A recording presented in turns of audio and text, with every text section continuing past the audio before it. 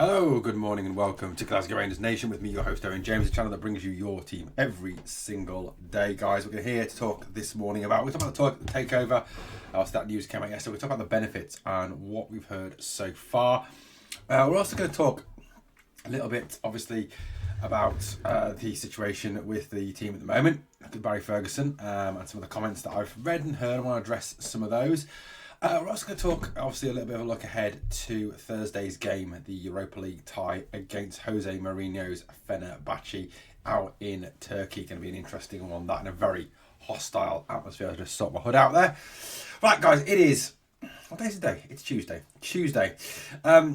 Look, we are fast approaching Thursday, so we're a couple of days away from actually playing this Europa League tie. It'll be interesting to see the team that is selected.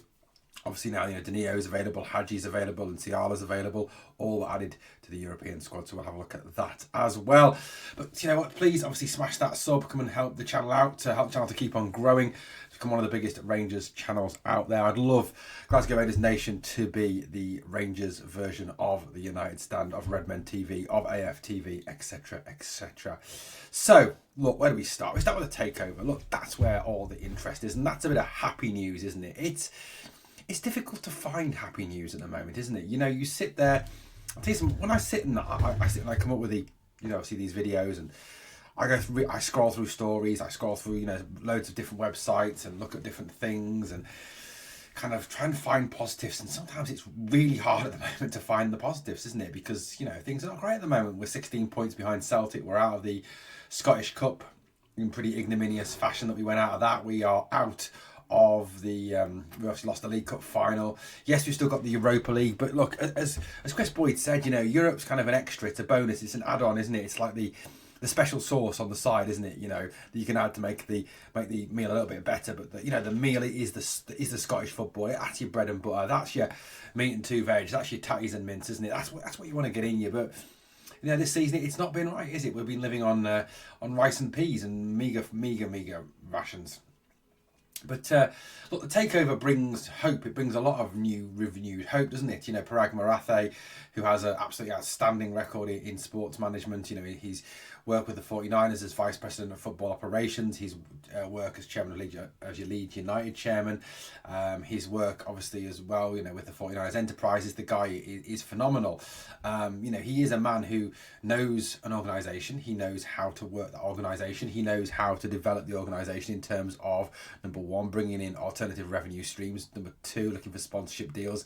Three, looking at TV deals. He knows how to do all of that. The guy is absolute expert. And I think you've only got to look at the NFL, and you've only got to look at their marketing strategies, and the 49ers in particular, and the amount of money they bring in from external sources to be hopeful for the future. There was another good piece on one of the papers I was reading, or websites I was reading, I can't remember which one it was now, talking about the benefits of Rangers and the Leeds United working together going forward. If you look around Europe now, and you look across the world really, many clubs have what they call a multi-club system, don't they? You look at Manchester City, who've got teams obviously that link up with them in Brazil, in South Africa, in where else they got, in America, in Holland. There's all teams that have links to Manchester City. I think Manchester United were the first ones to start this, when they had, was it Antwerp or someone like that, or somebody like that they had that linked with them, and they used to send players there on loan all the time. Chelsea did the link up with Vitesse Arnhem. I know that all the Red Bull teams, obviously RB Leipzig, RB Salzburg, New York Red Bull, they've all got links. They all, work together and help each other out. So, look, this is also part of this 49ers Enterprises, setting up this multi-club system, in terms of, teams working together, helping each other out. Now, look, yes, the San Francisco 49ers can't be of any use. We can't exactly go and borrow Brandon Ayuk or Christian McCaffrey or Trent Williams or Fred Warner or any of those guys, because they're fantastic footballers in terms of that football, but they're not fantastic footballers in terms of the proper football, are they? Or the soccer, as the Americans call it.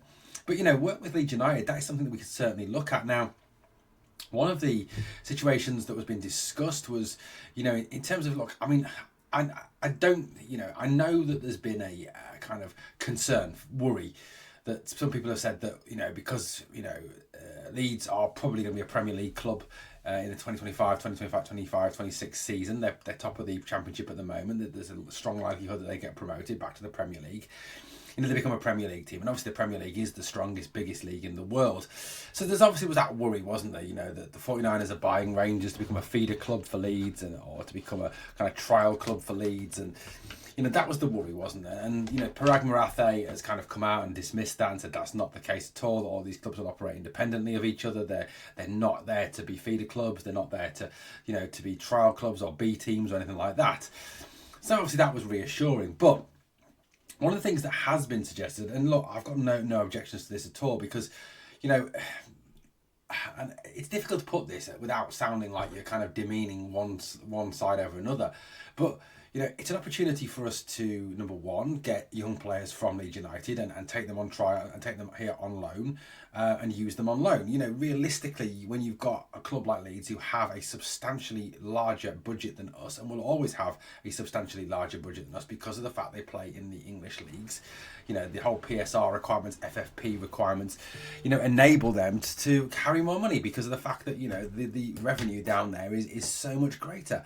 The PSR rules down in England state that you can spend 82% of your total revenue. Now, obviously in England, whether you are part of the EFL or whether you're part of the EPL, you are going to have a much higher revenue than at the SPL. So you have obviously that opportunity to buy in players, to bring in younger players, to really develop them. So, it could be that is a benefit that we can obviously take players on loan from Leeds and, have some very good young players who could potentially come through and make a real difference for us, So, look, that's one good option. That's one good thing. And that's not saying that Rangers are becoming a trial club or a feeder club. I mean, that is just us. It's just using your contacts, something you would normally do anyway. We have not, realistically, we are not going to go out and still spend vast sums of money on players because, one, you can't do it because of FFP and PSR.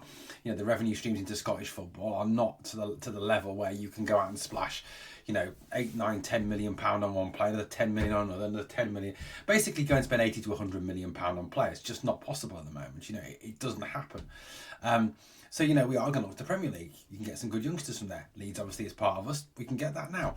The talk was, of course, each club using each other as a benefit. You've seen Manchester City buy players from Girona, for example, for relatively cheap prices. Girona, who have done really well in the Spanish La Liga last season. Obviously this season not doing quite as well, being the Champions League. But Manchester City have bought players from them for under market value because of the fact that there is a link between the two clubs. So it could be that, we look at some of the players that Leeds have that, yes, again, this is going to sound bad and not perhaps of the standard for the EPL, which is a lot higher standard than the SPL. And we can go and buy these players for under market value, or even players that, where Leeds have multiple players in one position and want to move some of them on. So there is options there to really kind of link with the club and do that. And I think that is obviously a benefit I think that the clubs will explore. And I think that is one of the benefits, obviously, of having that. It is a good thing and something that needs to be looked at and examined going forward.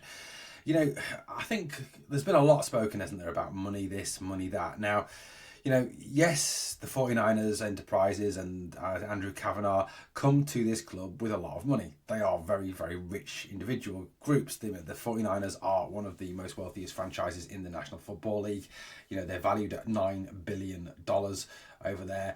Jed York has a personal fortune of around $6 billion. That's actually Jed York and it's the York De Bartolo family that have that money. So look, there is a lot of money there. I can't remember the exact wealth of Kavanagh. I think it's somewhere around 5-6 billion as well. So there's a lot of money there. But look, I think, there is unrealistic expectations around the amount of money that Rangers will spend. Rangers are not in a position financially, even with billionaire owners, to go out and splash 50, 60, 70, 80 million pounds on players because of the fact you therefore become in risk of breaching PSR, breaching FFP, whatever you want to call it. You've got to work within your means. And at this moment in time, our revenue is not high enough to be spending 80, 90, 100 million pounds, which is just, unrealistic for a Scottish club. So, I think the initial figure I heard was 20 million, that there'll be 20 million pound invested into player purchasing initially. I think, look, that'll be plus whatever money is obviously generated through player sale. I think that's the right way to go initially. This is this is not going to be a quick fix where the Niners come in, they give you £100 million, then off you go. It's football manager time. It's FIFA career mode. Go and spend what you want, build your squad, build your ultimate team, and go for it. That's not how it's going to work. And like I said, it's unrealistic to expect the club to be spending 50 to 60, 70, 80, 90 million pound in a transfer window. It just is not financially viable in terms of FFP and PSR to come within, the constraints of those two schemes. Like I said, 20, 25 million is around about what I think it will be initially, plus whatever money is generated through player sales. And I think there will still be player sales, obviously, this summer. There are a number of players who are coming up to being out of contract, not this end of this season, but the end of next season. There's decisions to be made over certain players. I think certain players, obviously, as well, are reaching the end of their time at Rangers. Obviously, James Tavernier, Cyril Dessers both spring to mind. I hope both of them are definitely sold in the summer. I do think we'll probably be stuck with both of them still next season, which is a very, very bad thing. But there we go. The other thing, of course, is the new manager. Whoever, the Niners will come in and Andrew Kavanagh will come in, and you've got to think about this in terms of the 49ers and what they bring to this sort of hiring process. They bring a kind of very analytical, very sort of data-driven approach to hiring as well. They are a franchise in the NFL that look for young, ambitious, innovative coaches. That's the type of person they want. They don't want, inflexible, intransigent, stubborn coaches. Philippe Clermont, for example. They are going to look for, someone who's going to come in and make a real difference. Excuse me. I think, people have talked about Derek McInnes, they've talked about Kjetil Knutsen, they've talked about Kevin Muscat, they've talked about, those type of people for this manager's job. Now, I think, to be honest with you, none of those people will become the next manager of Rangers. I think the next manager of Rangers will be somebody we haven't even thought of yet.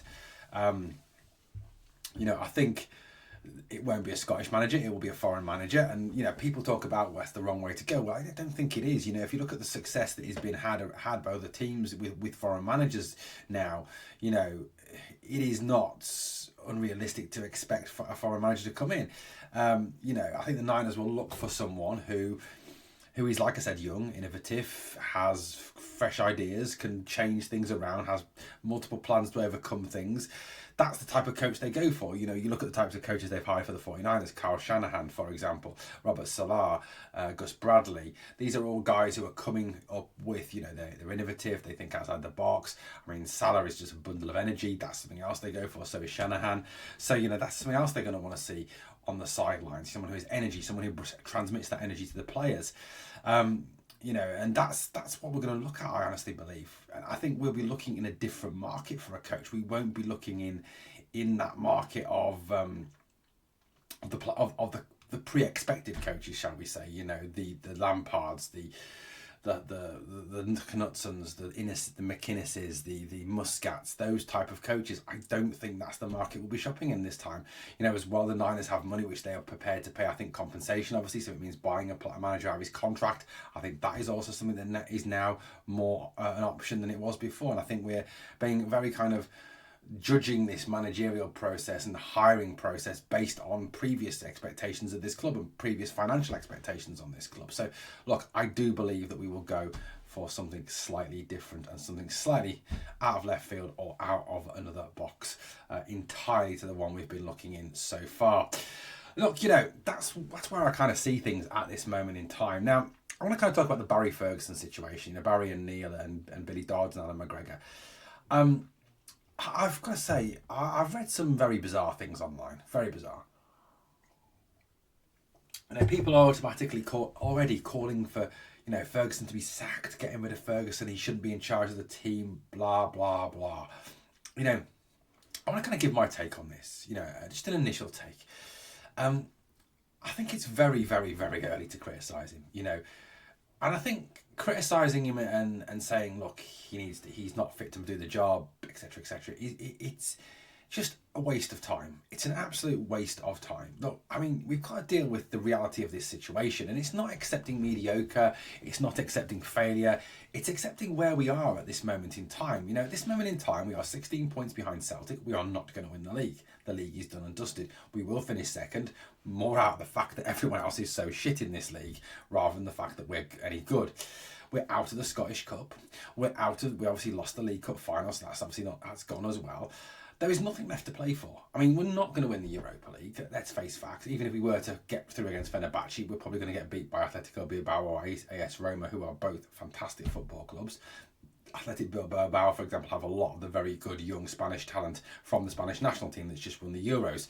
You know, so I can't see us getting past them. So realistically, you know, the Europa League is not a realistic target for us.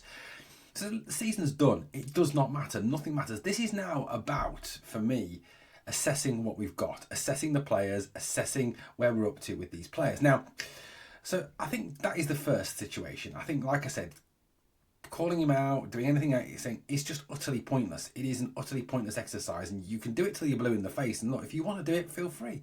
I've got no problem with you doing it. Just do it.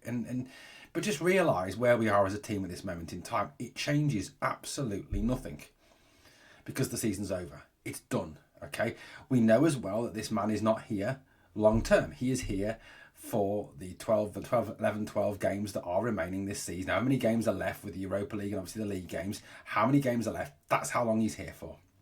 He's here till they are done and dusted. Once they're done, he's gone and the new manager will come in.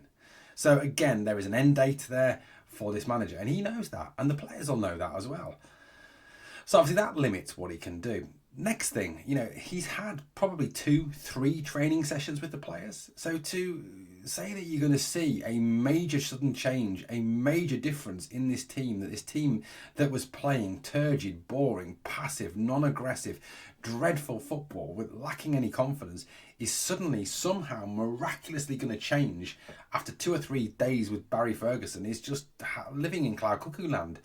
You know, even the best coaches in world football, Jurgen Klopp's, the Pep Guardiolas, the Arne Slots, I would defy them to get anything out of this bunch of players after only 2 or 3 training sessions. I don't think you'd see it. It takes time. He needs time to work with these players, to develop these players, to get them doing what he wants.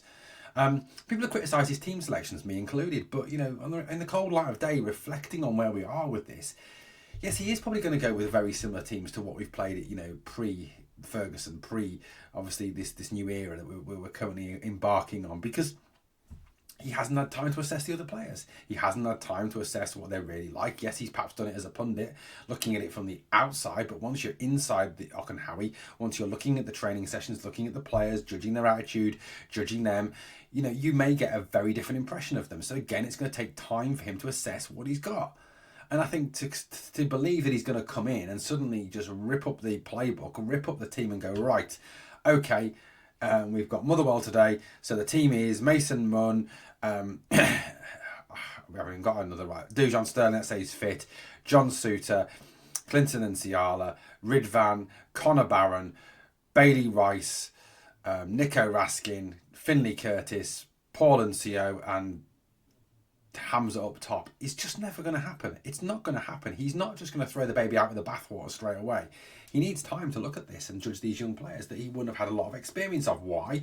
Because 1, he hasn't worked with them. 2, let's face it, he didn't get a chance to watch them because Clement never bloody played them. So look, that's another reason.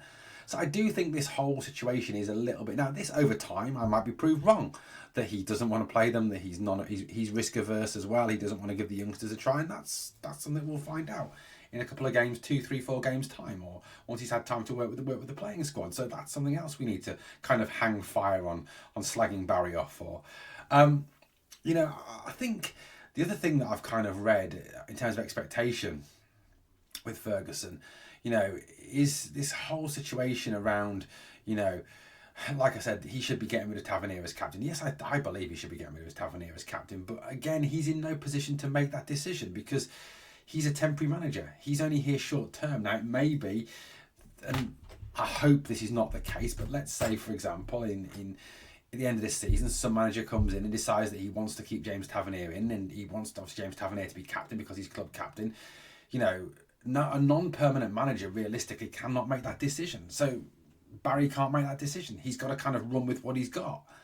There's also, I think, as well, a little element for me of the fact that a lot of these players look at the future, they look at where they are, and they look at the fact that, you know what, probably in 6 months' time, they're not going to be Rangers players. They're going to be playing somewhere else in another league.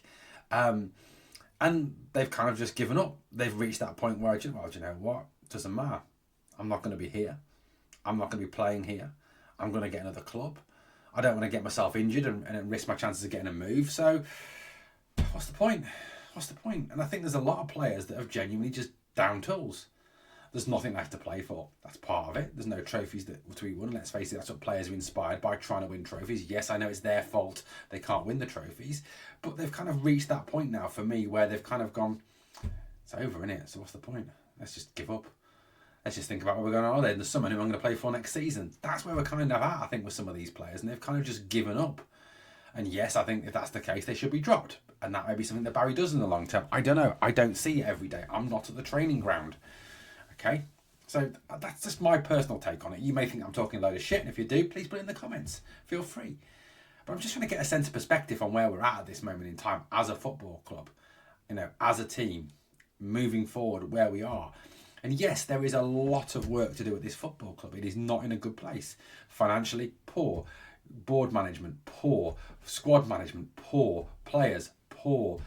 Quality of football, poor. You know, there's a lot of work to do for, number one, for Nils Koppen over the summer in terms of attracting players, bringing players in. Obviously for the new owners to bring in a new manager who is of a sufficient standard to take this football club forward. And obviously for players, bringing in new players and getting them up to speed and getting them ready to go for the new season. This is a lot of work that's going to be done in a very short time to turn this football club round.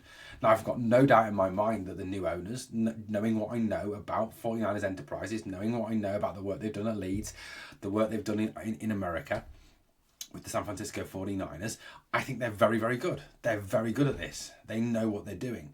So for me, it is a positive future, but it's going to take that little bit of time now to move from where we are now as a failing football club to getting back to where we are meant to be at the top of the Scottish game. And that's where we will be. I honestly believe in 6 to 10 months' time, in a year's time, I think we'll be sitting having a different conversation. I really genuinely do feel very optimistic for the future with these new owners. Now, obviously, Thursday is Champions League. Is not Champions League night. Let's hope it's Champions League next night.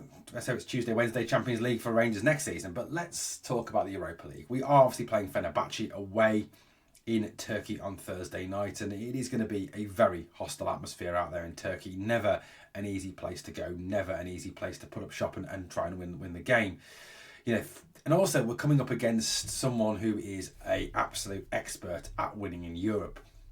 This is a guy who has won, you know, has got to Conference League finals, has won Europa Leagues, has, you know, won Champions Leagues, who has got teams to two Champions League finals. You know, this is a very good manager, a very, very, very good manager.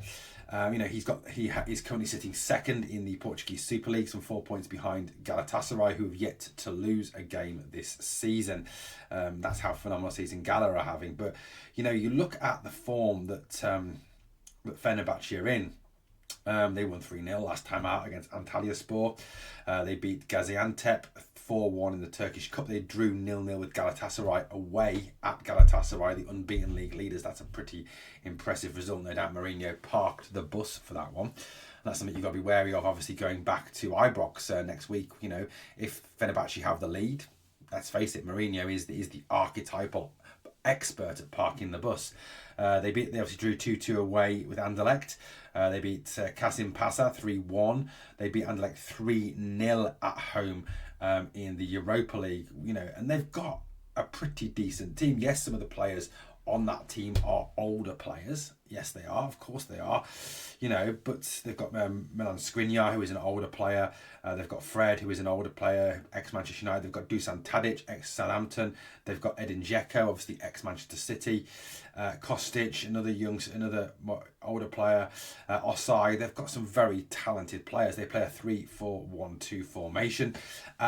this is going to be a really tough tie, a really hard tie for Rangers. This is a team that are, bang in form, and the atmosphere, like I said, you're going to be playing against not only the Fenerbahce team, but also you're going to be playing against the atmosphere and the expertise of Mourinho. Now, we'll continue, obviously, to look ahead to this game, but we can't underestimate how difficult this game is going to be for Rangers. It's not going to be easy.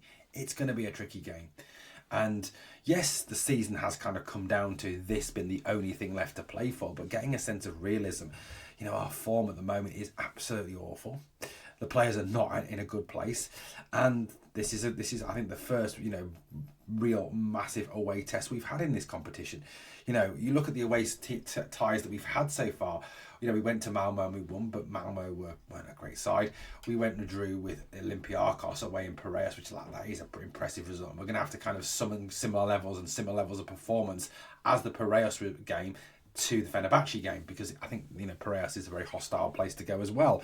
We went to Nice, won 4-1. Nice have been poor this season. Manchester United, that's a game we should have won, or at least got a draw out of. Man United are awful. They are absolutely shocking this season.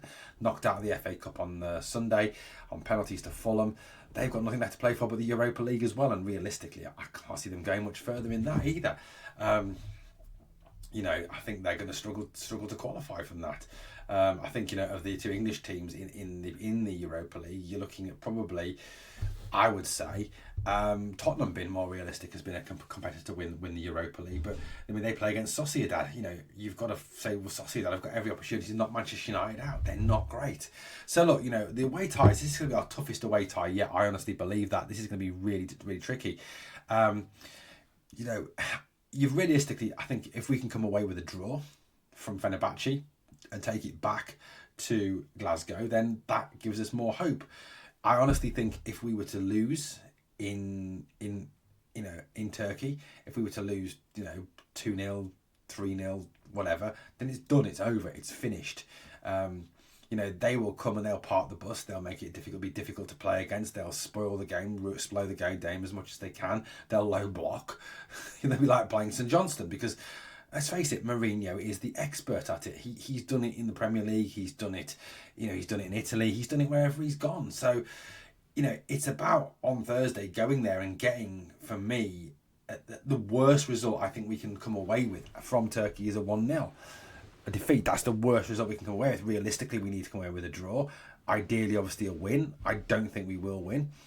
I could see a draw with everything going our way and the players actually putting on their Europa League form. And that's the ironic thing, is that their Europa League form at times has been amazing. And that's what we need on Thursday night, the Europa League form.